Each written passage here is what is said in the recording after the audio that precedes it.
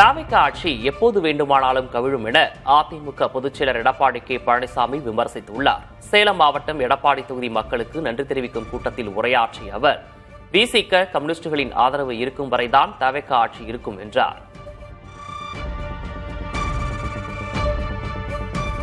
பல கட்சிகள் ஆதரவு கொடுத்துதான் இன்றைக்கு ஆட்சியில் அமர்ந்திருக்கிறார். டிவிக்கு ஆட்சியில் அமர்ந்திருக்குது. இந்த ஒரு நாற்காலிக்கு 4 கால் இருக்கும். அதுல 2 கால் தான் இன்றைய ஆட்சியாளருடைய கால், 2 கால் இரவல் கால். திராவிட முன்னேற்ற கழகத்தின் மூலமாக வெற்றி பெற்று அந்த கூட்டணி கட்சிகள் இன்றைய டிவிக்கு ஆதரவு கொடுத்து அதனால ஆட்சி அமைச்சிருக்கிறீங்க. அந்த 2 கால் எப்பொழுதானாலும் நகர்கின்ற பொழுது நாற்காலி தானாக சாயும். அப்படிப்பட்ட நிலைமைதான் டிவி இருக்குது என்பதை எண்ணி பார்க்க வேண்டும்.